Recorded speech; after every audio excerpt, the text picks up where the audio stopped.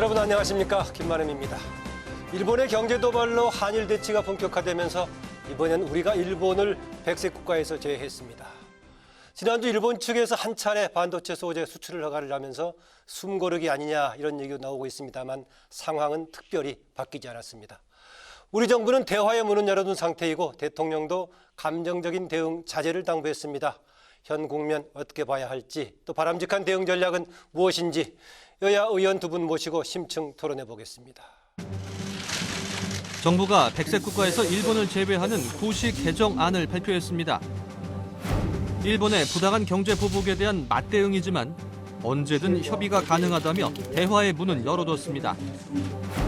문재인 대통령은 냉정하면서도 근본적인 대책을 강조하면서 강약 조절에 나선 모양새입니다.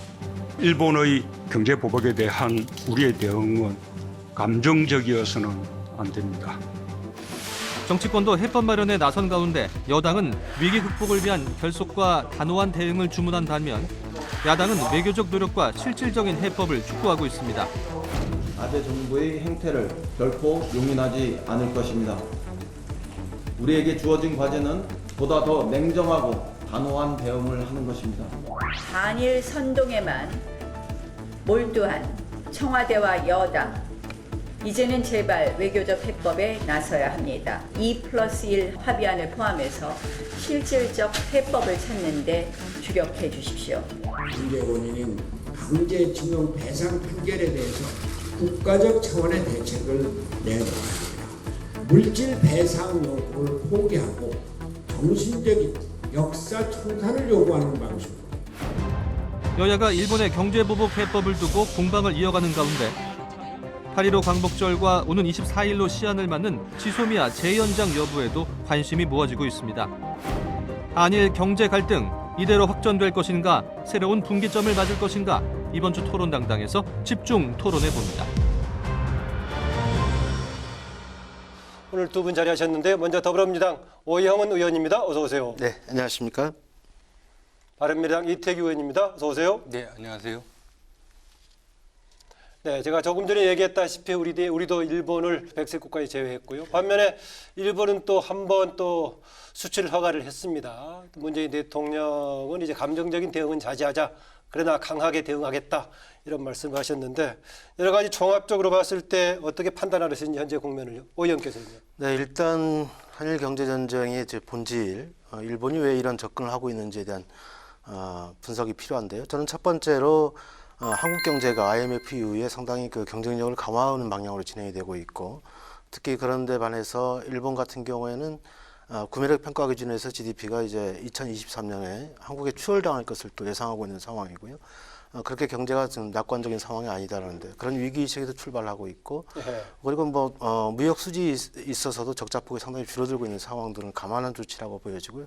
더욱더 중요한 것은 1965년에 있었던 이 한일협정 체제가 평창올림픽 이후 한반도의 평화 프로세스가 진행되는 과정에서 일본의 패싱을 우려한 그런 접근으로 해석할 수 있습니다. 그런 점에 비추어 볼 때 일본의 대응에 대해서 한국 정부가 한편으로는 정확하게 반격의 논리를 제기를 하고, 그리고 반도체 부품 소재 산업에 대한 산업 경쟁력 강화 방안을 제시하는 등 적절한 조치를 취함으로 인해서 일본의 공격을 제대로 방어해내고 있다, 이렇게 생각하고 있습니다. 네, 일본의 의도 복합적이지만 특히 이제 경제적인 차원에서 우리의 지금 비상을 좌절시키려는 그런 의도가 있다. 여기에 대한 적절한 지금 우리 정부가 대응하고 있다. 현재 상황을 그렇게 평가해 주셨습니다. 어떻습니까? 예, 일단 개인적으로는 또 대한민국 국민 한 사람으로서 이 문제가 경제 전쟁이 본격화되기 전에 네.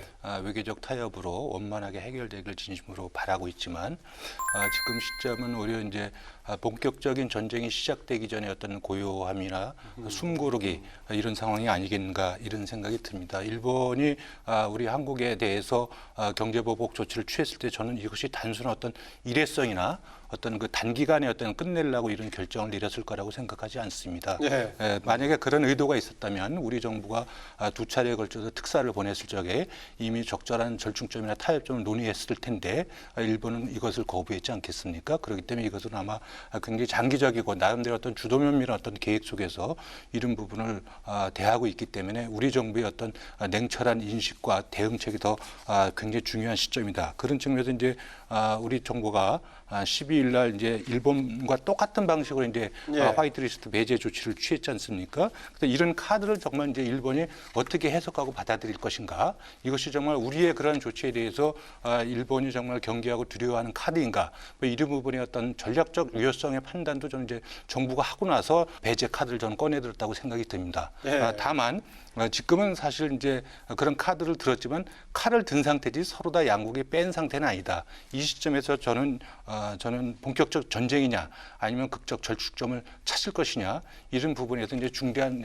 상황이 와 있다. 예. 이런 여러 가지 부분에서 앞으로 우리 나름대로 했던 그 경제보복 조치에 대한 맞대응 카드는 계속해서 해나가지만 또 정치적 외교적 어떤 그 해결 노력은 또 계속해서 해가야 되는 그런 상황 아닌가 이렇게 저는 보고 있습니다. 네, 이후에 여러 가지 선택에 따라서 방향은 달라질 수도 있다라고 평가하시네요. 최근에 아까 숨고르기 얘기하셨는데 네네. 일본이 이제 백색 국가 재발표를 하면서 시행령 일정을 발표했죠. 그러나 이제 구체적으로 개별 품목을 또 지정하지 않았었고요. 네. 또 반도체 소재 아까 얘기했었지만 또 1차 허가까지 한번 난 상황인데 네. 이런 모양새, 이제 바로 강도를 높이자는 모양새 숨고르기는 어떻게 해석하십니까? 일본이 했던 백색 국가에서 우리 정부를 제외시키고 부품 소재 산업 그 3대 핵심 그 소재에 대해서 수출 품목을 이제 규제하는 조치를 시행했지 않습니까? 예. 그런데 이 부분에 대해서 우리 정부는 명백하게 경제 침략이다라는 규정을 했고 그리고 WTO 규정 위반이라는 제기를 국제사회에다가 해왔습니다. 그래서 저는 그런 부분들이 일정하게 국제사회가 받아들이는 분위기가 있었고 또 일본이 그러한 WTO 제재 조항을 피해가기 위한 그런 전략적 판단에 따라서 접근하고 있는 조치라고 예. 보여진다고 생각합니다. 저도 뭐 의원님 그런 판단에 저는 기본적으로 동의합니다. 그래서 일본이 어떤 이 반도체 핵심 소재인 이 포토 레지스트 이 수출 허가를 사실 이제 90일까지 끌고 갈 줄 알았는데 이제 36일 만에 예. 이렇게 풀어줬지 않습니까? 그래서 이제 소강 상태가 아니냐 이런 생각이 들지만 저는 이제 일본이 기본적으로 백색 국가 리스트에서 우리 배제한 거를 처리하지 않는 이상 근본적인 그 해결 문제는 아직까지 요원하다 이런 말씀. 어떻게 나올지 모른다. 앞으로. 그렇습니다. 네. 그래서 실제로 언제든지 이것을 풀었다 조였다 할 수 있기 때문에 이런 걸 가지고 실질적으로 한국 경제를 계속해서 어떤 혼란에 빠뜨릴 그런 개연성은 좀 충분히 있다고 생각이 들고요. 또 정부 측이 이 부분에 대해서 이것이 이제 그 한 건에 대해서 수출 허가를 내준 과정이 배경이 이것이 이제 우리 정부가 WTO에 제소했을 적에 우리가 그렇게 규제하지 않는다 이런 거를 축적하기 명분 축적용으로 이렇게 쓰고 있다 이런 해석을 있는데 저는 현실적으로 저는 그것은 좀 타당한 분석이다 이렇게 생각을 갖고 있습니다. 예, 지금 최근에 이제 일본의 움직임에 대해서는 두 분 다 거의 이제 뭐 동일한 해석을 해주시네요. 우리 정부의 지금 대응 백색국과 같이 맞대응에 제외했던 부분 또 일본산 관광식품 여러 가지 폐기물 관련 지금 수입 안전 조치도 나왔고요. 또 독도 관련 얘기도 나오고 있습니다. 네네. 우리 정부의 대응 먼저 이 의원께서는 어떻게 평가하십니까? 저는 일단 우리가 쓸 수 있는 현실적인 카드가 있으면 저는 쓰는 것이 맞다고 이렇게 생각을 합니다. 이 시점에서요? 그렇습니다. 그래서 저는 외교적인 노력은 외교적인 노력대로 병행을 하고 또 우리가 그 경제 맞대응 카드를 쓸 수 있는 게 있으면 써야 된다. 저는 이렇게 생각을 하고요.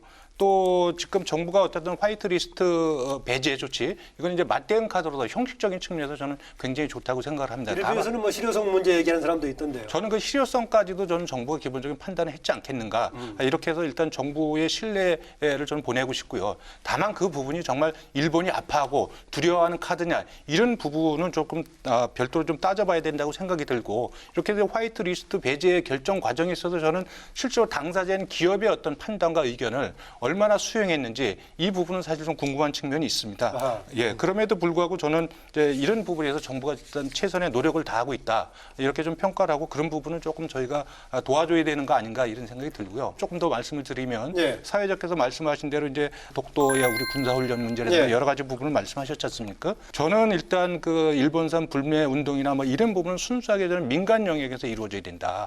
그래서 이건 정부나 정치권이 여기에 관여하거나 이걸 부추기는 행동을 안 하고 우리 국민 스스로의 민간 차원에서 했을 적에 저는 오히려 일본 정부나 일본 사회에 어떤 경각심을 주는 데 있어서 더 효과적이지 않겠는가. 또 국제사회 여론적인 측면도 저는 우위했을 수 있다. 이런 말씀을 드리고요. 예. 또 독도에 대한 군사훈련이나 이런 거는 안보 문제이기 때문에 이런 지금 현재 한일 갈등 문제, 이 경제 문제하고 전혀 연관시키는 건 맞지 않다. 그래서 안보 문제는 안보대로 그대로 하고 누구도 여기서 관여하거나 개입시켜서는 안 된다. 이런 생각을 그대로 갖고 한다는 게 있습니다. 무슨 얘기입니까? 계획대로 한다는 얘기입니까? 아니면 이번 상황하고 또 연관지어서 필요 없다는 연관시켜서 해석하면 절대 안 된다. 그리고 이 독도 군사훈련이라는 부분이 이번에 특별하게 실시하는 것이 아니고 매년 정례적인 군사훈련이었거든요. 예. 그래서 저는 그대로 원칙대로 해야 된다 이런 말씀을 드립니다. 네, 특별하게 최근 상황에 대한 의미부여보다는 그동안에 연례대로 해왔던 방어훈련이다 이렇게 해석하는 게 맞다 그런 예, 얘기네요. 아까 이제 이태규 의원께서 말씀하신 우리 정부가 취한 예. 백색 국가 제외 조치와 관련해서 잠깐 미세한 차이가 있어서 좀 말씀을 좀 드려야 될 예. 것 같은데요. 우리 정부의 대응과 일본 정부의 대응은 상당히 다릅니다. 일본 정부는 이제 3대 부품 소재에 대해서 일단 수출 2단계 규제를 절차를 했고 거쳤죠. 예. 2단계 절차를 거쳤고요. 근데 우리 정부는 이제 리스트에서 제외하는 것으로 그쳤습니다. 그리고 이것은 무슨 얘기냐면 국제법상에서 상응 조치가 아니라는 얘기입니다. 우리가 상응 조치를 취하게 되면 우리는 또 다시 WTO에 재소당할 그런 위험성이 있기 때문에 우리 정부에서는 그런 부분까지 검토를 해서 진행을 하고 있다는 점 말씀드리고 싶고요. WTO 제소를 하기 위해서는 우리가 일본 정부가 추진하고 있는 수출 금지 조치로 인해서 얼마나 지연이 됐는지 그리고 또 어떠한 피해가 진행되고 있는지에 대한 검증 작업을 우리가 제시를 해야 됩니다. 네. 그럼 정성적으로 정량적으로 물증을 확보해서 제시하는 또 이 시간이 필요하거든요. 즉 WTO 제소 시간을 벌기 위해서도 이런 저는 조치가 나왔다는 점을 말씀드리고 싶고요. 그리고 또 하나는 저는 독도 훈련과 관련해서는 전적으로 이제 매년 진행되는 훈련을 바람직한 방향이라고 보고, 근데 다만 지금 현재 시점에서 저는 훈련의 폭을 확대해서 진행하는 것이 더욱더 일본에 대한 메시지를 더 분명하게 줄 수 있다. 오히려 메시지를 최근 상황과 관련해서 메시지를 전달할 필요가 있다는 주장 같습니다. 뭐 어쨌든 안보 문제를 현재 어떤 그 경제 상황, 그 경제 전쟁 상황과 연관시키는 것 자체가 이후에도 저는 원칙적인 부분은 맞지 않다. 그래서 안보 문제는 어떤 부분하고 연관시켜서 아니고 우리 정부, 대한민국 어떤 주권과 자주성에 관한 문제이기 때문에 저는 연관시키면 안 된다고 생각이 들고요. 네. 마찬가지로 아까 말씀하셨지만 현재의 우리가 그 화이트 리스트에 일본을 배제시키는 이런 조치가 이제 WTO 제소 과정에서 문제가 될 수 있다고 저는 생각이 듭니다. 일본도 이제 맞대응을 하지만 실질로 그런 부분에서 이것이 법적으로 오히려는 맞대응 조치가 아니다. 그러니까 그것이 이제 국제법상으로 문제가 없다는 부분은 이제 정부가 판단을 했기 때문에 그대로 하는 거 아니겠습니까? 예, 그래서 예. 제 말씀은 그런 부분에서 정부의 판단을 존중한다는 이야기고요. 예. 이 부분이 전략적 유효성을 갖기를 기대한다 이런 말씀을 드리는 겁니다. 그런데 이제 경제 문제와 안보 문제와 관련해서 물론 대응은 분리해서 하되, 근데 일본이 지금 현재 경제 전쟁을 일으킨 문제가 단순히 경제 문제에 국한된 문제가 아니라 역사 문제, 역사 배경하고 문제와 있으니까요. 그리고 예. 안보 문제가 다 연동된 문제이기 때문에 이런 종합적인 시각에서 우리가 대응적 전략적 기조를 유지하지 않게 되면 우리가 제대로 된 대응 체계를 갖출 수 없다 하는 이런 문제점도 있을 수 있다는 점을 고려해야 된다고 저는 생각합니다. 종합적으로 대처하되 중요한 부분은 우리가 정경분리의 원칙을 확고하게 해야 국제사회에서 우리가 도덕적 우위에 설 수 있다. 이런 말씀을 좀 드리는 겁니다. 그래서 우리가 원칙대로 이것은 정례적인 군사훈련이라고 이야기를 해야지 이것이 현재 상황과 연동시켜서 해결될 경우에 문제를 더 복잡하게 만들 수도 있다. 그래서 저희는 할 거 하면서 정경분리의 원칙을 확실하게 하는 거, 이것이 적어도 우리가 실효적인 어떤 대책이 아니겠는가 이런 생각을 갖고 있는 거죠. 최근에 우리 정부 측에서 그랬다시피 지금 일본이 WTO 체제, 그러니까 국제 자유무역 질서를 깨트리는 행위를 하고 있다. 그런 그렇죠. 공격에 방점을 둬야 된다는 얘기를 하고 있습니다. 지금. 일단 1차적으로는 저는 그게 맞다고 봅니다. 예. 당에서는 상당히 그 당의 특위 쪽에서는요, 침략 대책 특위 쪽에서는 상당히 강경 발언들이 종종 나옵니다. 민주당에서 네네. 이제 일반 국민들 차원에서는 불매운동 계속 상당히 강하게 확산이 되고 있고 네네. 유지가 되고 있는데요. 네. 도쿄 올림픽 또 여행 또 금지 구역 이런 논란이 되고 있는데 당의 일반적인 당론으로는 그게 아니다라는 얘기도 나오고 있습니다만 의원께서는 어떻게 물론 보십니까? 특위에 참여하는 이제 각종 특위나 대책회의에 참여하는 의원님들의 어떤 입장이 다소 다를 수는 있습니다. 그렇지만 이 문제를 한일 경제 전쟁을 바라보는 시각이 우리 당 구성원들의 입장은 분명하게 일본이 역사 문제에 대해서 잘못을 저지르고 있다는 점을 분명히 알고 있는 것이고, 그리고 경제 전쟁을 일으킨 이유 자체가 강제징용에 대한 대법원 판결에 따른 보복 조치라는 것을 인식하고 있기 때문에 한일 관계의 문제를 단순히 경제 문제로 접근할 수 없다는 인식이 깔려 있다는 저는 생각이 들고요. 다만 특위나 대책위 차원에 참여하는 의원님들의 입장이 당의 공식적인 입장은 아니라는 점을 말씀드리고 싶고, 네. 다만 지금 현재 올림픽 보이콧 문제라든가 과도하게 여행 금지 여행 금지 네. 제한 뭐 이런 조치를 취하는 것은 저는 올바른 방향은 아니라고 봅니다. 즉 타켓이 저는 분명히 해야 된다고 생각을 하고요. 그것은 일본 전체를 대상으로 하는 것이 아니라 저는 아베 정부와 그리고 극우 보수주의자들에게 타겟이 분명하게 제시돼야 한다 이렇게 생각합니다. 네, 올림픽 보이콧까지는 확대할 필요가 없다라는 견해 같습니다. 네, 좋은 지적이라고 저는 생각을 합니다. 그래서 아까도 제가 말씀드렸지만 그 일본산 불매운동이라든가 여행금지라든가 이건 순수하게 우리 국내 민간 영역에서 이루어져야 저는 일본 사회에 주는 어떤 그 시그널이 더 분명할 수 있고 또 명분이 있다고 생각을 합니다. 그렇기 때문에 여기에 이제 정부와 정치권이 관여하는 것은 저는 올바르지 않다.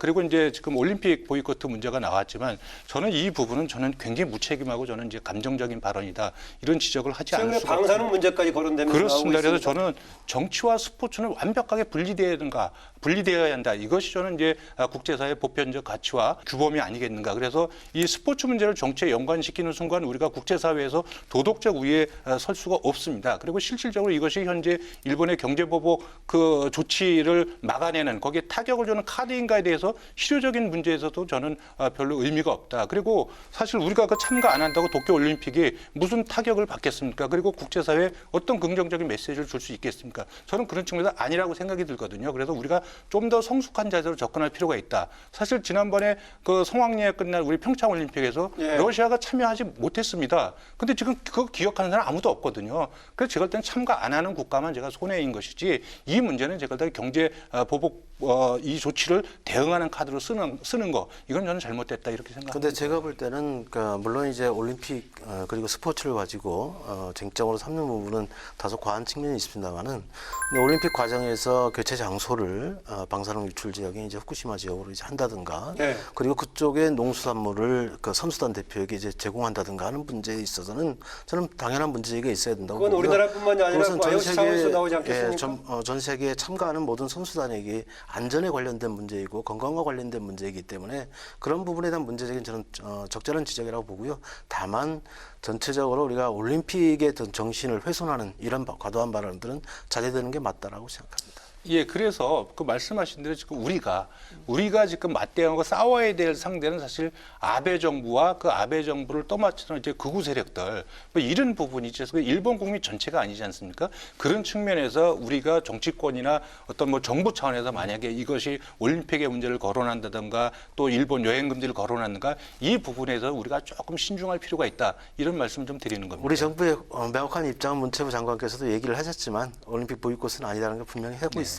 네, 문재인 대통령이 그 지난주 그 수석부장관회의에서 이제 평화 경제, 남북 경협 관련 얘기를 했습니다.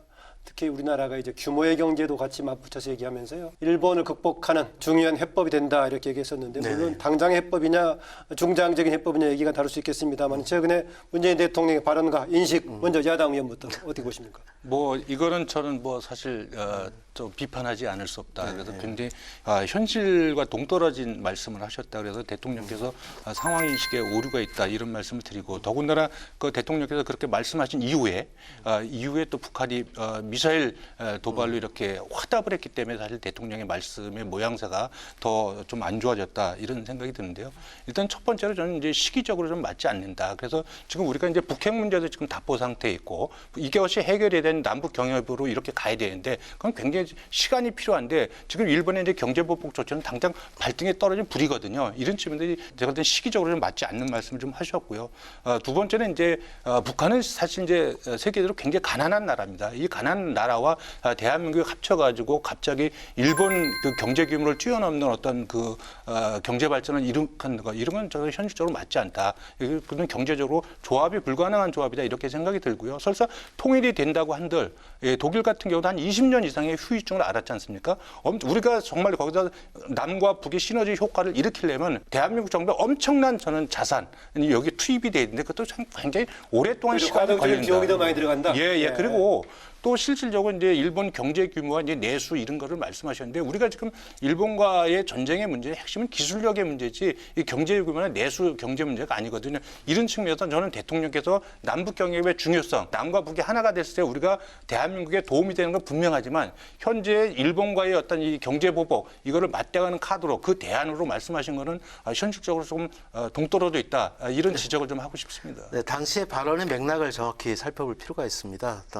물론 통한 평화 경제를 주장한 것도 맞지만 당시 대통령께서 말씀하신 주요 핵심 내용은 뭐냐면 제2벤처붐 그리고 시스템 반도체 산업 그리고 미래차 산업 바이오 헬스 산업 이 신성장 산업을 육성을 하겠다라는 말씀을 먼저 하시고요. 그래서 혁신 성장을 통해서 우리 경제 외연을 넓혀가겠다는 이런 말씀이 주된 내용이었습니다. 그리고 평화 경제를 얘기하는 것은 똑같은 상황이라고 했을 때 한국 경제와 일본 경제가 똑같은 상황이라고 했을 때 우리는 평화 경제라는 더 큰 다른 세계 어느 나라에서 있을 수 없는 그런 좋은 요소를 갖고 있다는 측면에서 말씀이 있었다고 보고요. 그리고 지금 현재 평창올림픽 이후 전개된 남북의 한반도에 진행되고 있는 평화 프로세스의 내용들이 저는 북미 실무 협상이 진행되고 이렇게 되면 더욱더 남북 관계가 호전될 가능성이 상당히 매우 높고 그것이 실질적인 남북 경제 협력으로 갈 수 있는 시점까지 와 있다라고 대통령께서 저는 판단하고 있는 것이라고 봅니다.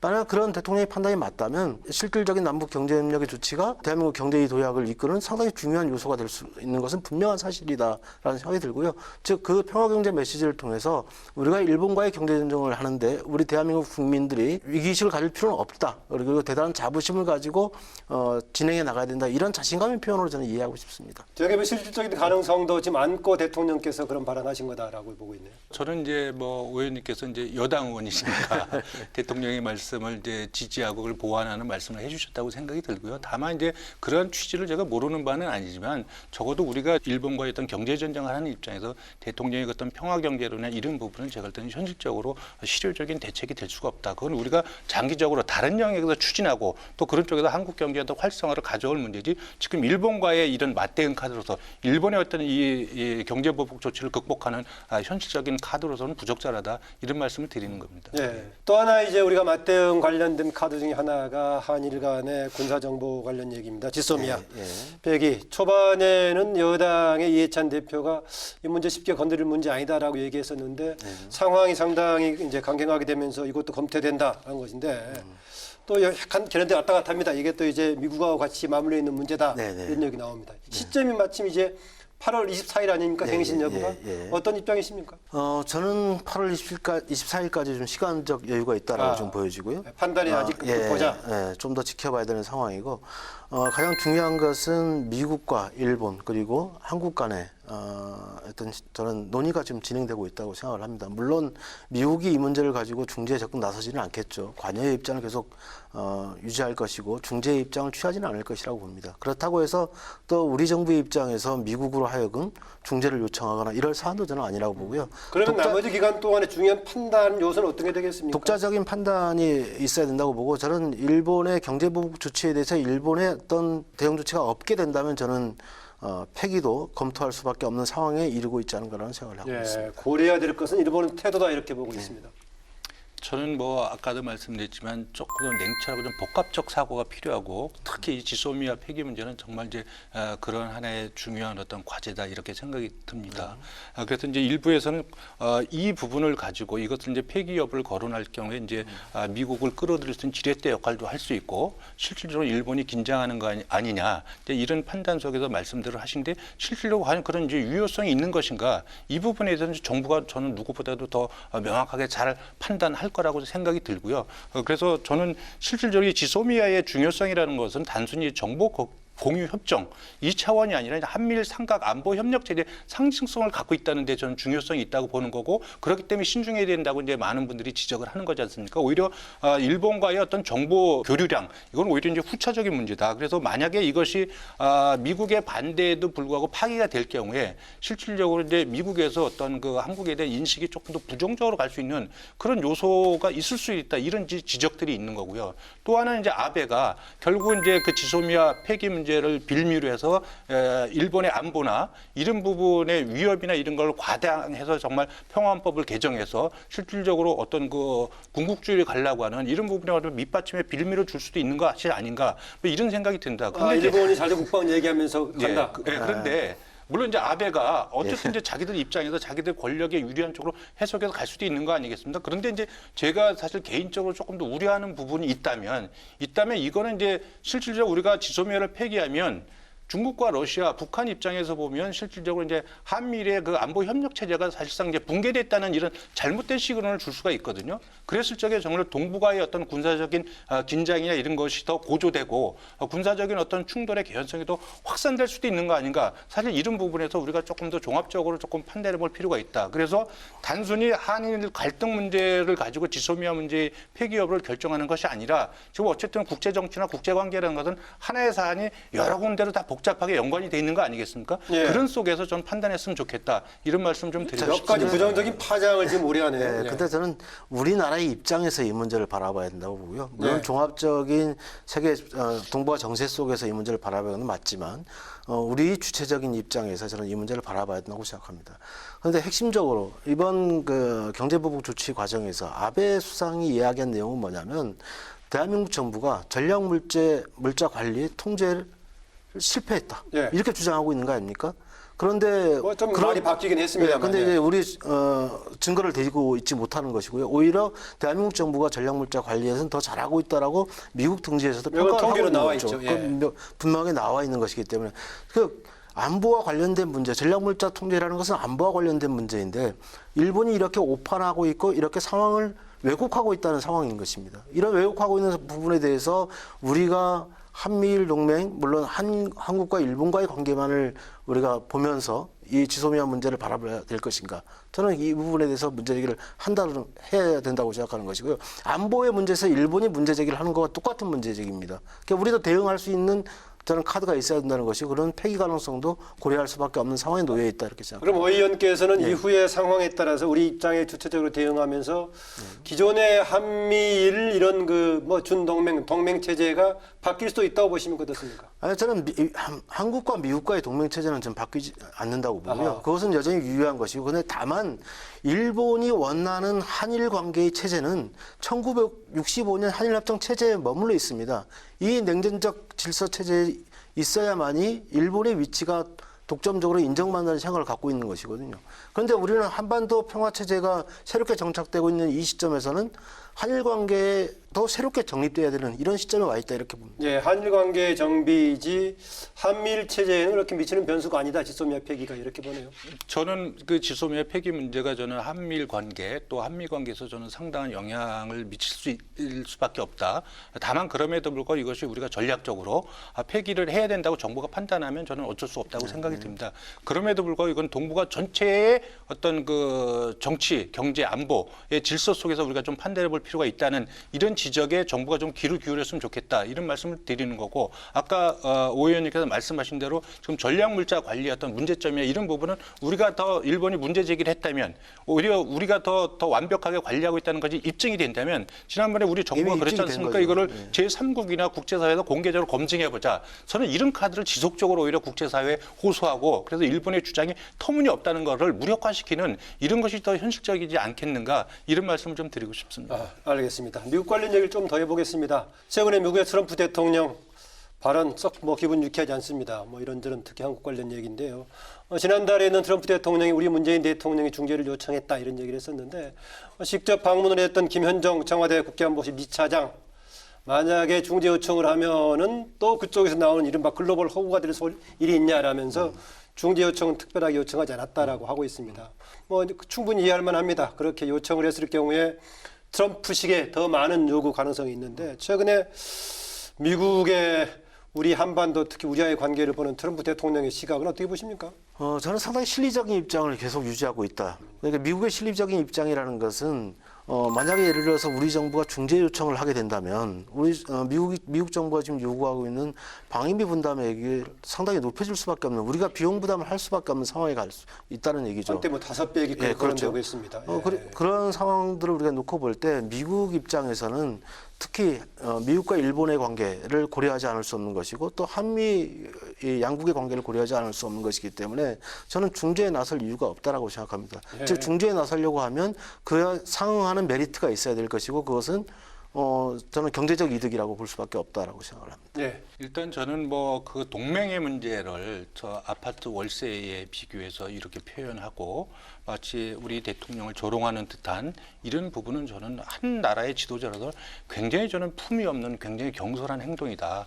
이렇게 해서 한국민으로도 굉장히 큰 유감을 저는 표명하지 않을 수 없다 이렇게 생각이 국회 들어요. 차원에서의 뭐 정당이든 뭐 유감 표명이 필요하다고 보십니까? 어떻습니까? 저는 유감 표명이 정당들도 다 해야 된다고 봅니다. 저는 트럼프 대통령의 행태는 굉장히 잘못됐다. 이분이 정말 하는 부분이 정말 미국의 이익의 관점이냐, 아니면 본인의 어떤 그 재선을 위한 정치적인 관점에서 지금 이것이 이루어지고 있는 것이냐, 이런 부분이 헛갈릴 정도로 저는 굉장히 경솔한 행태를 보여주고 있다 이렇게 생각이 들고요. 다만 중재라는 부분은 저는 미국의 입장에서 일본과 한국의 어느 한편을 딱히 본인이 손들어주기가 어렵기 때문에 예. 중재에 나서기가 어려운 입장이다. 저는 이렇게 생각을 하고 있습니다. 그래서 문재인 대통령께서 중재가 아니고 관여를 이렇게 말씀하셨다는데, 관여와 중재라는 건 사실 그게 그 종이 한 장 차이거든요. 그런 측면에서 우리가 그 중재를 요청하면 글로벌 호구가 된다. 이런 이제 청와대 관계자의 말은 굉장히 경솔한 말이고요. 아하. 그런 거 안 할 거면 미국에 본인이 뭐하러 갔습니까? 그러면 그래서 본인 스스로의 어떤 그 행동을 부정하는 그런 모순된 행동을 이야기를 하면 안 되고, 특히 청와대 관계자는 말을 굉장히 가려서 해야 된다. 그것이 문제 해결에 별로 도움이 되지 않습니다. 나는 그 사람이 왜 그렇게 경솔하게 행동하는지 저 이해하기 참 어렵습니다. 그 다소 이제 우리가 이 상황과 관련된 우리가 발언을 할 때 마치 미국의 중재가 필요하다, 미국의 도움이 필요하다는 메시지를 저는 줘서는 더더욱 안 된다라고 생각을 합니다. 충분히 이 문제는 한일 양국 간의 문제이고, 그리고 미국의 문제는 아니라는 점을 분명히 할 필요가 있는 것이고요. 즉 한일 양국의 노력, 또 우리 정부의 대응으로도 이 문제를 충분히 풀 수 있다는 메시지를 저는 전 세계에 줘야 된다고 생각을 합니다. 그런 과정에서 청와대 관계자들의 발언이 그렇게 잘못된 발언이다 이렇게 볼 수는 없다라고 저는 생각을 합니다. 지금 이제 이택 의원께서는 최근에 트럼프 대통령의 발언이나 행보 관련해서 뭔가 유감 표명 등을 정당히 살 필요가 있다는 얘기를 하셨는데 어떻게 보십니까? 그거는? 물론 정제되지 않는 표현의 문제일 수도 있고, 그렇지만 그 표현과 관련해서 우리 국익에 상당한 정도의 영향을 미쳤다면 공식 입장을 말할 아니, 필요가 국가적인 있겠지만, 차원에서 하기가 쉽지 않을 건데 예, 정당 예. 차원에서 어떠냐 그 말입니다. 저는 그 적절한 조치는 아니라고 저는 생각합니다. 그렇게 하는 게 적절한 조치는 아니다. 제가 예, 한 말씀만 더 드리면, 그 지금 외교에 있어서 우리 정부의 어떤 당당한 입장을 밝히면 좋습니다. 그런데 뭐 오 의원님께서도 잘 알고 계시지만 외교라는 부분은 공식적인 외교가 있고요. 또 보이지 않는 비공식적인 외교들이 많이 있지 않습니까? 그런 측면에서 우리가 중재냐 관여냐 뭐 이런 걸 요청하고 했다 안 했다 이런 것이 중요한 게 아니고, 저희가 공식적이든 비공식이든 동원 가능한 수단은 다 쓰는 거, 그것이 저는 현명한 외교의 전략이고 수단이다 이런 말씀 좀 드리고 싶습니다. 제가 볼 때는 뭐 이미 우리 정부 관계자들이나 또 우리 정당 관계자들 또 뭐 여야가 또 함께 이제 우리가 미국도 다니고 여러 가지 활동들을 하고 있는데, 현 상황에 대해서 충분히 저는 같이 미국 측과 공유를 하고 있다고 봅니다. 예. 그래서 그런 과정을 우리가 그렇게 크게 걱정할 여지는 없다라고 저는 생각합니다. 이게 지금 여러 가지 복합적으로 지금 최근에 한일 관계가 전개가 되고 있는데요. 가장 구체적이고 직접적인 계기는 역시 이제 강제징용 배상 판결과 그 현금화로 집행이 되는 그런 배경이 있었습니다. 결국은 이 문제를 풀지 않고 뭔가 갈 수 있을런지 어떨런지 모르겠습니다. 풀어야 한다면은 어떤 방법으로 풀어야 할지, 기존에 나왔던 우리 정부가 한때 제안을 했던 양쪽의 기업들이 이렇게 배상을 보상해 주는 거죠. 결국 기업들은 하는 그 이른바 1+1의 방식이라든가, 중간에 나왔던 뭐 2+1도 있고 2+2도 있고 합니다. 또 지금 이택 의원이 소속돼 있는 바른미래당의 대표인 손학규 대표는 역사에 관한 문제는 확실하고 끝까지 묻지만은 배상 관련된 문제는 우리 내부에서 좀 치사하게 할 일이 아니라 해결하자, 이런 제안도 나오고 하는데, 이 배상 관련된 문제 풀지 않고도 다른 방법이 있는지, 푼다면 어떤 방법으로 바람직하다고 보시는지요? 저는 이제 구체적으로 뭐 1+1 또 플러스 알파 뭐 여러 가지 방안들이 나오지만, 그거 이전에 일단 외교적 협의를 통해서 풀어야 되는 대원칙에 대해서 저는 이 문제는 풀어야 된다. 양국 정부가 좀 합의를 봤으면 좋겠다 이런 이제 바람을 갖고 있고요. 그런 측면에서 지금 정부는 원칙대로 또 일본이 아파할 수 있는 카드를 찾아 대응하는 건 맞지만, 그래도 그 기본적인 인식과 자세 이런 부분에 있어서 저는 2005년도에 노무현 정부의 어떤 문제 해결 자세와 인식, 그리고 인간학동위원회 그리고 1998년도에 김대중 대통령과 오부지 총리의 공동선언의 정신으로 돌아가야 저는 일본이 제재할 명분도 잃고 또 우리가 국제사회에서 저는 도덕적 우위를 점할 수 있다. 그 취지 정신이 뭐죠? 이런 개인적인 생각을 갖고 취지 있습니다. 정신이 이제 뭐죠? 98년도 같은 경우는 이제 김대중 대통령이 집권했을 때 사실 그때 전임 정부 문제로 해서 이제 반일 정사가 굉장히 김영삼 정부 때 셌었죠. 네. 그럼에도 불구하고 이제 김대중 대통령께서는 적어도 이 국제 질서의 현실 속에서 우리의 평화를 위해서 일본은 미국과 함께 한국의 안보와 생존에 굉장히 중요한 국가다. 그렇기 때문에 우리는 일본과의 우호 협력의 관계를 유지해 나가야 된다. 이런 판단 속에서 사실 이제 일본 문화 개방의 결단도 내리시고 결국 이제 그것이 결론적으로 이제 한류 확산의 어떤 계기를 만드신 거 아니겠어요? 그런 측면에서 사실 이제 지도자의 어떤 그 냉철한 현실 인식과 어떤 그 통찰력 이런 부분에 대해서 좀 우리가 좀 생각해 볼 필요가 있다. 이런 말씀을 좀 드리고요. 두 번째는 이제 2005년도에 노무현 정부가 그 강제징용 피해자 보상 문제가 있었을 적에 네. 그때도 제가 볼 때는 강제징용 피해자가 일본 정부에 대해서 개인 보상을 청구할 수 있다 이렇게 결론을 내렸습니다. 그래서 국가 간의 조약이나 협정이 국민 개개인의 어떤 민영상의 권리를 침해할 수 없다. 이런 취지에는 분명히 인식을 했지만 그럼에도 불구하고 1965년 청구권 협정에서 우리가 무상 자금을 받은 그 거기에는 강제징용 피해에 대한 보상금 성격이 포함되어 있다고 또 결론을 내렸습니다. 그렇기 때문에 바로 2007년도에 특별법을 만들어서 7만여 명에게 6천억 이상의 보상을 했지 않습니까? 그런 정신, 그런 두 분 대통령의 정신과 문제를 풀어가는 자세가 합리적인 것이 아닌가 이런 개인적인 생각을 갖고 있습니다. 네. 저는 좀 다른 생각을 좀 갖고 있는데요. 김대중 오부치 공동선언의 가장 기본적인 전제 조건은 과거 식민지 지배에 대한 사과와 반성에서 출발합니다. 네, 오부치. 네. 네, 그건 노무현 대통령 당시도 마찬가지입니다. 1993년 고노다마 이후에 일본 수상들이 밝혔던 과거사와 관련된 발언, 식민지 지배에 대한 관련된 사과의 내용 이런 부분들이 법제화가 되지 않고 문서화되지 않았던 것이 문제입니다. 즉 그리고 1965년 한일협정, 청구권협정 체결 당시에 그 성격을 바라보는 양국의 차이가 있는 것이거든요. 우리는 식민지 지배를 한국 정부의 입장에서는 당연히 불법으로 보는 것이고요. 일본 정부 입장에서 합법으로 보고 있는 것입니다.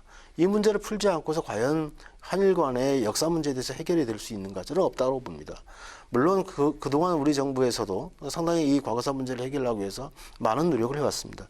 그렇지만 최근의 문제는 저는 대법원이 강제징용 판결의 결과에 대해서 이미 시대에 변화된 상황을 저는 보여주고 있는 것이라고 보는 것이고요. 1965년 상황과 지금 2019년 현재의 한일 관계 상황은 저는 달라졌다고 봅니다. 평화와 인권의 가치가 존중받는 이 시대적 상황이 되었기 때문에 즉 다른 새로운 변수가 나타나는 것입니다. 그러면 새로운 변수가 나타나면 새롭게 다시 협의를 하면 됩니다. 외교적으로. 우리는 이미 예를 들어서 한일 협정이 있었지만 그리고 어업협정을 이제 계속 해왔지 않습니까? 그리고 문화재 반환과 관련돼서 문화재 협정도 계속 해왔습니다. 즉 완결된 구조가 아니었기 때문에 새로운 변수가 나타날 때마다 외교적 협의를 통해서 문제를 해결해왔던 사례가 있습니다. 저는 이번 사안도 똑같은 사례라고 보고요. 다만 현재 경제 침략 상황에 대해서 경제 전쟁 상황에 대해서 우리 정부가 이 문제에 대해서 먼저 외교적 협의를 요청한다. 저는 있을 수 없는 일이라고 생각합니다. 네. 즉 현재 일본이 백색 국가에서 리스트에서 제외된 걸 체류하고 그리고 세 가지 소재 품목에 대한 규제를 처리하지 않으면 저는 이 문제에 대해서 접근하기는 상당히 어려운 상황이다. 저는 그렇게 확실한 입장이시죠. 일단은 아베 체제에서는 과거의 김대중 오부치 같은 상황을 기대하기 어렵다는 거고 또 협상에서도 뭐 일본에 뭘 조치를 해야 되는 선행 조건이 있다고 보시네요. 저는 그렇게 생각을 합니다. 기본적으로 국가 간에 맺은 협정이나 이런 거는 저는 정권이 달라져도 연속성을 가져야 된다. 그것은 이제 국가에 대한 신뢰 문제와 굉장히 밀접한 관련이 있다고 생각이 들고요. 또 아까 제가 김대중 대통령과 오부치 총리의 어떤 공동선언 정신이나 또 노무현 정부 때 문제를 풀어가는 어떤 자세와 이런 거에는 오 의원님께서 말씀하신 대로 전쟁 범죄에 대한 일본의 사죄, 진정한 사과 뭐 이런 것이 전제되는 속에서 이제 이렇게 풀어가는 것이 맞다고 제가 말씀을 드리는 거고요. 또 지금 대법원 판결 상황이 달라졌죠. 인식도 많이 달라졌고 그렇지만 대법원 판결에 대해서 정부가 우리는 사법부 판결에 관여할 수 없다 이렇게 하지만 결국은 그것이 대한민국 사법부 대법원 판결을 일본에 있는 기업이나 일본 사람들이 그거를 따를 이유는 없는 거거든요. 그러면 결국은 이것이 이제 국가 간의 충돌로 일어나는 거고 그래서 그 상징적인 건 이제 일본의 어떤 그 경제보복 조치로 이렇게 나타난 거거든요. 결국은 정부가 나설 수밖에 없는 이런 환경이 만들어지는 거예요. 그래서 어떻게 해서든지 이건 사법부의 판결이 있음에도 불구하고 이 해결의 주체는 정부가 될 수밖에 없다. 이런 측면에서 제가 할 때는 냉정한 우리 현실적인 문제를 우리가 좀 감안해 볼 필요가 있다. 이런 말씀을 제가 좀 드리고 싶어요. 싶어요.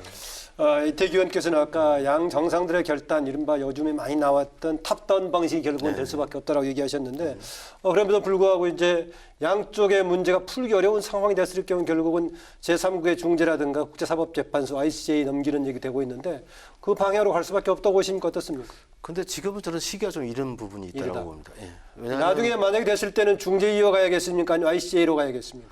중재위로 뭐 갈 수도 있다고 보는데요. 지금 그렇게 가기 위해서는 우리 정부가 그 용인을 해줘야 되고 인정을 해줘야 되는 부분이 있지 않겠습니까? 그런데 지금 현재 일본의 경제보복 조치라고 우리가 단정을 내리고 있는 상황에서 우리가 이거 중재위로 보낸자 아니면 또 다른 방안을 찾자라고 먼저 제안하는 것 자체가 저는 어불성설이라고 저는 생각을 합니다. 보복이면서 지금 국제 질서를 위배하고 있다라는 우리의 주장도 동반되고 있기 때문에 문제는 그러니까 제기해 볼 수 있는 거 국제 아닙니까? 질서를 위반하고 있다는 주장을 하고 있기 때문에 우리는 정당한 방법을 통해서 국제법의 절차에 따라서 저는 WTO의 이 경제보복 문제를 제소하는 절차를 밟을 수밖에 없다고 봅니다. 예. 그런 과정이 먼저 선행되는 가운데 이 강제징용 판결 문제에 대해서는 외교적으로 저는 협의가 가능하다라고 저는 생각합니다. 그러면 결국 국제사법재판소라든가 중재위 그 방법보다는 국제사회에 호소하는 방법은 WTO. 지금 우리가 준비하고 있죠. 제소는 WTO. 제가 이제 WTO의 문제가 저는 근본적으로 이게 몇 년이 걸릴지도 잘 모르는 사안이고, 예. 그다음에 이제 최근에 외교적 노력 부분에 대해서 저는 이제 정부 조치에 대해서 좀 미흡한 부분이 있다고 생각을 합니다. 실질적으로 작년 10월달에 대법원 판결 이후에 대법원 판결에 일본이 여러 경로로 이 문제를 좀 해결해달라고 요청이 있었고 올 1월달에도 사실 외교적 협의를 하자. 그다음에 이제 중재위를 설치하자. 그게 안 되니까 이제 제3국 중재위를 설치하자. 이렇게까지 나왔는데 우리 정부가 계속해서 다 거절을 했거든요. 거절의 상태에서는 이런 부분을 이제 우리 정부가 받아들인다면 사실 조금 민망스러운 부분이 있죠. 그럼에도 불구하고 그러면 저는 이 부분보다는 한국과 일본이 저는 나름대로 저는 민주주의가 다른 국가에 비해서 성숙한 나라라고 생각을 합니다. 그냥 일본까지도 저는 아니 다른 나라에 비해서 다른 나라에. 그럼 저는 여기에 대해서 정말 한일 정상이 만나서 저는 이게 풀어볼 수 있다고 생각이 들고요. 오히려 저는 먼저 손을 내미는 것이 저는 부끄러운 것이 아니라고 생각이 듭니다. 오히려 대화를 해서 대화를 풀자고 제안을 하는데 그것을 거절하는 사람이 더 속 좁고 협량하고 국제사회에서 입지가 좁아지는 것이지 저는 먼저 손을 내미는 것이 잘못됐다 생각하지는 않습니다. 근데 한일 정상이 만날 수 있는 여건이 성숙되지 않은 상황에서 무조건 만날 수는 저는 없다고 보고요. 명명백백하게 일본이 규제 조치는 경제 침략이라고 분명하게 나와 있고 또 우리 정부는 그렇게 계속 주장을 하고 있고 또 WTO에 제소할 그런 입장을 갖고 있습니다.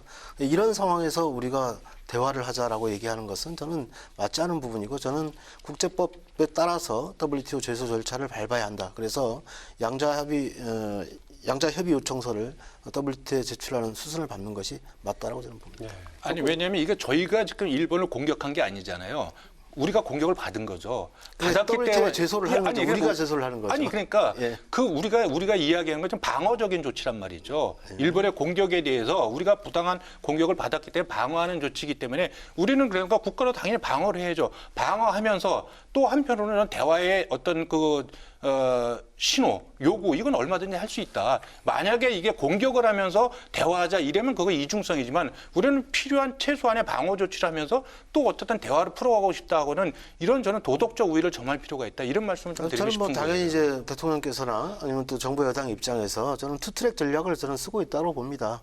명확하게는 이제 맞대응이 이제 준하는 국제법의 범위 내에서 맞대응을 하고 있다고 보고요. 그리고 또한 대화의 문도 저는 열려 있다라는 메시지를 저는 주고 있다고 봅니다. 지금 우리가 제재 품목을 지정하지 않은 것 자체가 그런 대화의 문이 열려 있다는 것을 이야기하고 있는 것이기 때문에 저는 그렇게 판단할 수 있습니다. 네, 또 이번에 당연히 뭐 직접적인 또 계기 중에 나왔던 게 이제 반도체 관련 또 이게 핵심 소재 세계 관련 얘기가 나와서 문제가 됐습니다만은 우리가 오히려 이것을 전화위복의 계기로 삼자 해서 기업은 물론 과학계 또 정부 해가지고 지금 적극적인 노력을 하고 있습니다. 그런데 이것이 또 해석에 따라서는 상당한 시간이 걸릴 것이다. 그렇지 않다. 뭐 당장의 효과를 기대할 수 있다. 뭐 여러 가지 얘기가 나오고 있는데 현재 또 예산에도 반영해서 당정청이 적극적인 지원 방안 마련하고 있다.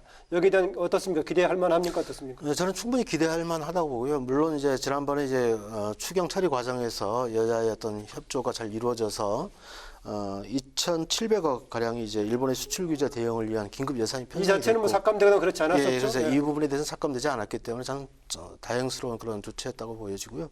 그리고 또한 지금 최근에 이제 정부가 산자부에서 발표한 내용이 R&D 관련 이제 종합 대책을 좀 발표를 했습니다. 그래서 20개 품목에 대해서는 이제 초단기 내에 1년 이내에 이제 대응 방안을 모색한다는 것이고, 그리고 또 80개 품목에 대해서는 5년 내에 이제 공급 안정망을 이제 확보하겠다는 것이고, 그래서 7조 8천억 원을 7년 동안 투자를 하겠다는, 이제 매년 1 플러스 알파의 어떤 예산을 책정해서 대응 조치를 마련하겠다고 얘기를 하고 있습니다. 물론 우리 당 입장에서는 1조 지금 7년 플러스 계획을 발표했습니다. 그렇죠. 예, 7년 계획이죠.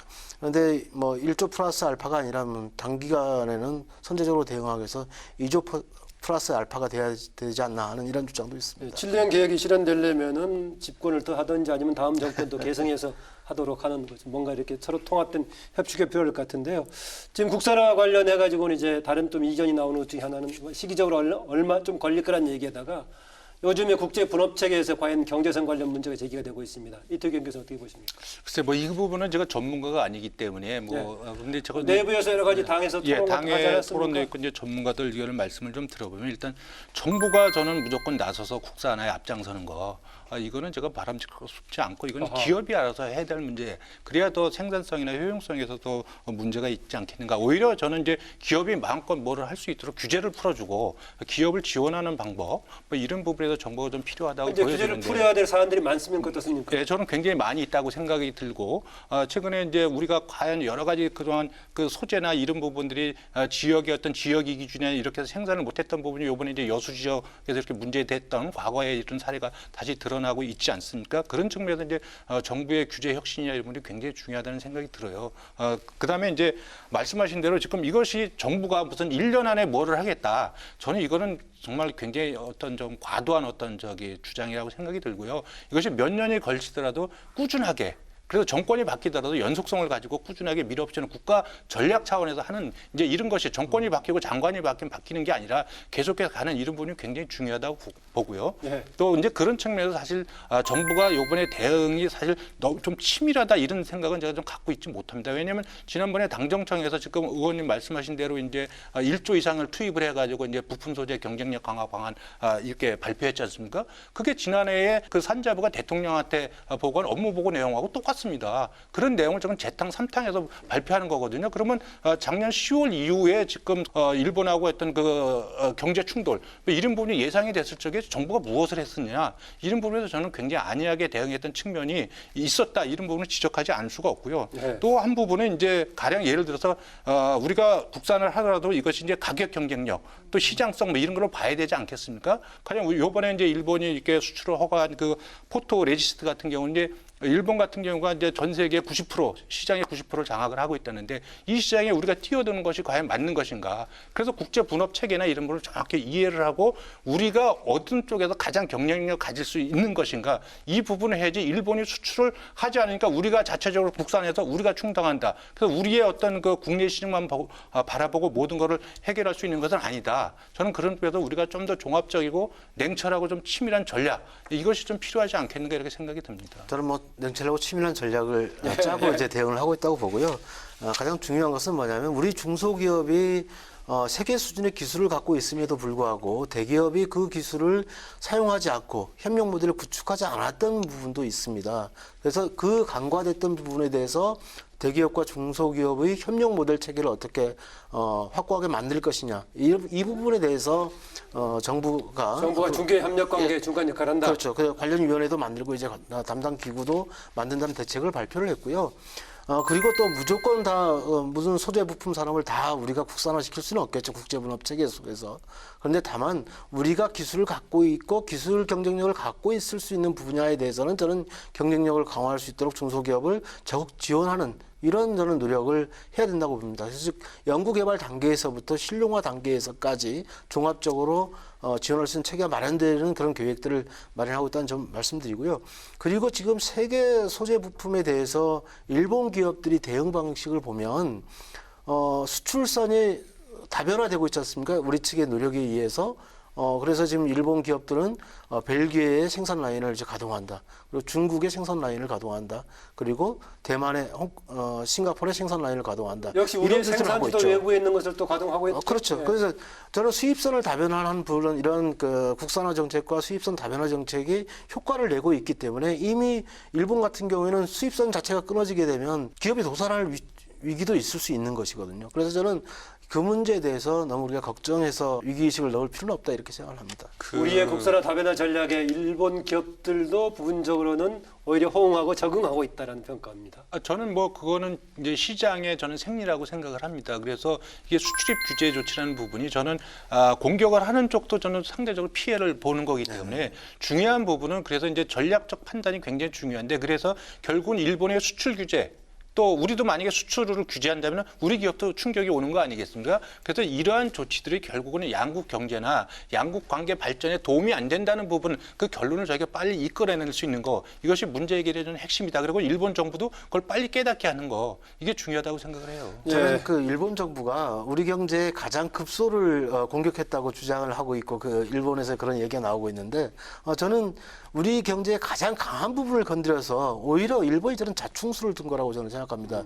예를 들어서 1990년대에 이제 세계 반도체 그 에폭 수지의 90% 이상을 차지했던 스무토 화학이라는 회사가 있습니다. 거기가 이제 공장에 이제 폭발 사고가 일어나서 생산 규모를 감소시켰었는데 이걸 재가동시키는 과정에서 이미 삼성전자는 수입선을 바꿔버린 거죠. 대만 쪽으로. 재가동을 시켰는데 이미 삼성으로부터는 삼성이 수출할 수 없는 이런 여건이 되게 돼서 기업을 매각했던 사례가 있습니다. 저는 이런 사례가 일본 기업이 가장 걱정하고 있는 부분이다라고 생각합니다. 제가 이 질문 좀 드려볼게요. 최근에 문재인 대통령 너무 감정적으로 해야 될 건 자제가 필요하다. 그러나 상당히 적극적으로 장기적으로 대응해야 된다 이런 얘기했었는데 이태규 의원께서는 초반에 오히려 정부가 해야 될 역할을 제대로 못했다. 반면에 최근에 정부가 하는 역할도 조금 마땅치 않게 평가를 하셨는데 이 국면에서 지금 일본과의 여러 가지 하여튼 뭐 대응해야 되는 국면에서 정부가 해야 될 역할은 어느 쪽에 초점을 둬야 된다고 보십니까? 물론 이제 상황이 발생하기 전에 외교적으로 문제를 푸는 것이 가장 합리적인 것이고 가장 이제 국민들에게나 국가 이익에 부합되는 측면이 있다고 봅니다. 현 상황에서는. 예. 그런데 현재 상황에서는 저는 일본의 의도를 정확하게 간파하고 그리고 우리 경제가 버텨내는 수준에서 저는 충분히 대응할 수 있어야 된다고 보고요. 우리 경제는 지금 저는 국가 신용기관 신용평가 회사에서도 이제 지적하고 있듯이 일본보다 2단계 이상의 신용 등급을 유지하고 있습니다. 이런 점들을 감안했을 때 저는 보다 더 당당하게 우리의 입장을 견지할 필요가 있다고 생각합니다. 네, 그런 얘기. 저는 뭐 이제 기업이나 국민들께 이제 보다 이제 안정감을 주는 그런 이제 오 의원님 말씀, 정부 여당의 입장에서는 충분히 하실 수 있는 말씀이 들고요. 다만 이제 그런 부분이 정말 이제 기업의 현장에서도 그렇게 인식을 하고 있느냐, 이거는 조금 다른 문제인 것 같습니다. 그렇기 때문에 저는 이제 투트랙이 필요하다고 봅니다. 그래서 일본의 경제 보복에 대해서는 저희가 충분하게 그걸 맞대응할 수 있는 경제 맞대응 카드를 어떻게든 저희가 실효적으로 일본이 아파할 수 있는 카드를 끊임없이 만들어내는 거, 또 하나는 외교적 노력, 이런 부분이 같이 종합적으로 좀 이루어져야 되지 않겠는가 이런 생각을 갖고 있고, 그런 부분에 대해서 정부가 효율적인 카드를 내놓으면은 야당 뭐 할 것 없이 다 적극적으로 좀 협력할 필요가 있다. 다만 중요한 부분은 정부가 정치적인 수사나 어떤 결의 뭐 이런 거보다는 실질적으로는 실질적인 카드를 내놓는 거, 이것이 정부 여당의 책임이고 역할이다. 이런 말씀을 좀 드리고 싶습니다. 네, 오늘 좀 마무리해야 될 것 같은데요. 한일 갈등 문제를 풀기 위한 국회와 정치권의 역할은 또 무엇인지 아울러 또 강조하고 싶은 말씀 담아서 마지막 발언 부탁드립니다. 이태규 의원님. 네, 일단 뭐 정치권이 당리당략 입장에서 좀 벗어나는 것이 중요하다고 생각이 들고요. 또 이 한일 갈등 문제, 또 이 급변하고 이 엄중한 어떤 동북아 정세 속에서 과연 대한민국이 나갈 길이 무엇인가에 대한 어떤 국민적 총의를 모아내는 데 있어서 좀 정치적인 리더십이 조금 이렇게 모아졌으면 좋겠다.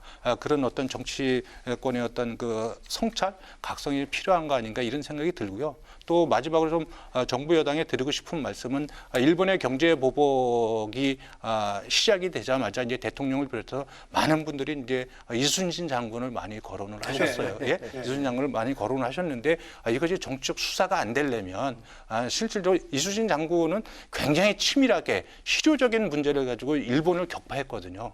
그러니까 어디 제가 신문 기사를 보니까 이런 내용이 있더라고요. 그 이수진 장군이 그 옥포해전을 앞두고 이런 말씀을 하셨다고 그래요. 그 가볍게 움직이지 마라. 그리고 태산까지 침착하고 무겁게 행동하라.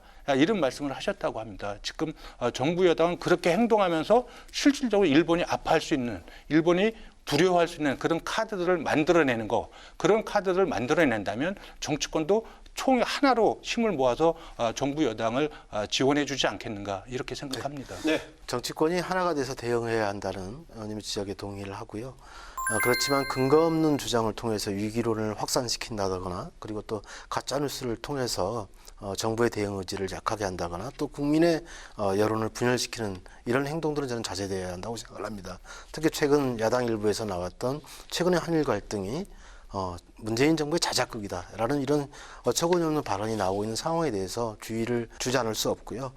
그렇지만 한일 양국 간의 관계는 이미 1,000만 명이 교류하는 시대로 발전해 왔습니다. 그래서 세계 어디에도 이 1,000만 명이 교류하는 나라는 없습니다. 지금까지 만들어진 이 성과에 기반해서 한일 양국이 보다 더 밀접하게 동반성장해 나가기 위해서 일본의 그런 아베 정부의 새로운 생각의 전환 기대해 보고 있습니다. 네, 지금까지 이제 최근의 한일 갈등, 일본의 경제 보복 관련해서 최근 상황을 어떻게 분석할 것인지, 바람직한 대응 전략은 무엇인지 여야 의원 두 분과 함께했는데 오영훈 의원님, 이태기 의원님 두 분 고맙습니다. 네, 감사합니다. 네, 일본의 경제 도발로 시작된 한일 갈등 좀 한 달이 지금 넘어섰습니다. 장기화 조짐도 보이고 있습니다만 앞으로 해야 될 일, 할 수 있는 일이 무엇인지 정부와 정치권, 국민과 또 기업 각자 소임에 충실할 때 위기 극복도 가능하리라고 봅니다. 그럼 저는 다음 주 시간에 뵙겠습니다. 안녕히 계십시오.